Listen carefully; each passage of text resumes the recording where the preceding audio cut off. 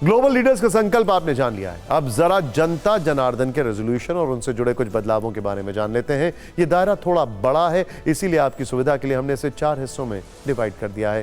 पहले हिस्से में हम आपको भारतीय परिवारों का टेंपल रन दिखाएंगे। फिर भारतीय परिवारों से जुड़ा आरबीआई का एक डेटा समझाएंगे जो न्यू ईयर पर उनको थोड़ा चिंतित कर सकता है, लेकिन अगर सावधान रहेंगे तो चिंता की बात नहीं है। इसके अलावा आज से दुनिया में एक नई पीढ़ी भी तैयार होने शुरू हो गई है जिसका नाम है जनरेशन बीटा। जनरेशन बेटा नहीं, जनरेशन बीटा। इसके बारे में हम आपको बताएंगे और यह भी दिखाएंगे कि भारतीय परिवारों के लिए नए साल के पहले ही दिन से क्या क्या बदल गया है। What is in, what is out. शुरुआत भारतीय परिवारों के टेंपल रन से करते हैं। साल का पहला दिन यानी 1 जनवरी लोग अलग अलग तरह से सेलिब्रेट करते हैं। कोई विदेश जाता है, कोई हिल स्टेशन पर बर्फबारी का आनंद लेता है, तो कई लोग समंदर किनारे जश्न के साथ इसकी शुरुआत करते हैं। वैसे नया साल ईश्वर के आशीर्वाद से शुरू करना भी परंपरा का हिस्सा है। इसको मैंने एक्चुअली आज निभाया है। आशीर्वाद लेकर वो नए साल के लिए अपना लक्ष्य तय करते हैं, कुछ संकल्प लेते हैं। ऐसे परिवारों की तादाद भारत ही नहीं दुनिया भर में करोड़ों में है जो अपने आराध्य से नए साल मंगलमय होने की कामना करते हैं। उनकी कामना की तस्दीक आज भारतवर्ष के मंदिरों से आई। ये तस्वीर भी आपको ध्यान से देखनी चाहिए। नववर्ष पर अयोध्या, मथुरा, काशी जैसे शहरों में श्रद्धा का सैलाब उमड़ पड़ा।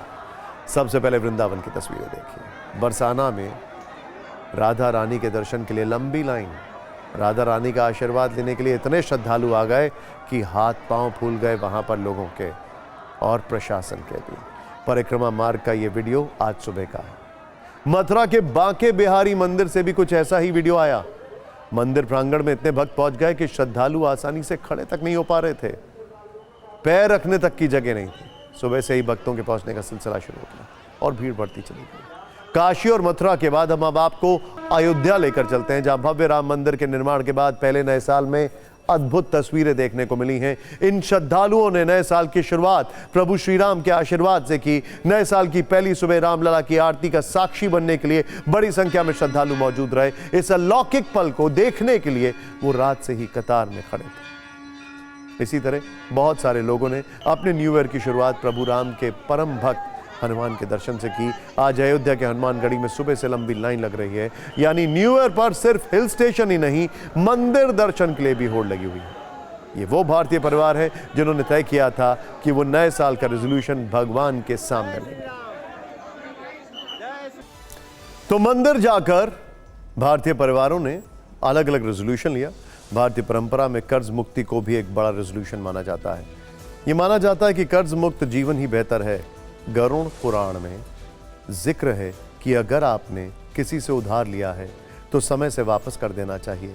अगर आप ऐसा नहीं करते तो मां लक्ष्मी नाराज हो जाती है। महाभारत में यक्ष युधिष्ठिर संवाद में यक्ष पूछते हैं कि सुखी कौन है, तो इसका उत्तर जो आता है उसमें युधिष्ठिर कहते हैं कि जिस पर कोई ऋण नहीं है वो सुखी है। आज भी जब लोग अपने आराध्य के सामने गए तो संभव है कि उन्होंने कर्ज मुक्ति का आशीर्वाद मांगा, लेकिन रिजर्व बैंक के जो आंकड़े आए हैं वो भारतीय परिवारों के संदर्भ में चिंताजनक हैं। आरबीआई ने अपनी रिपोर्ट में कहा है कि पिछले 3 वर्षों में भारतीय परिवारों के कर्ज में इजाफा हुआ है। इसकी प्रमुख वजह कर्ज लेने वालों की संख्या में लगातार बढ़ोतरी है। आरबीआई ने बताया कि जून 2024 में जीडीपी के 42.9% हिस्से के बराबर का कर्ज भारतीय परिवारों, ये रकम लगभग 126 लाख करोड़ रुपए है। सोचिए, हमें इससे बचना चाहिए क्योंकि अमेरिका में एक बहुत बड़ी क्राइसिस, सब प्राइम क्राइसिस जो 2008 में हुई थी, उसकी वजह कर्ज थी।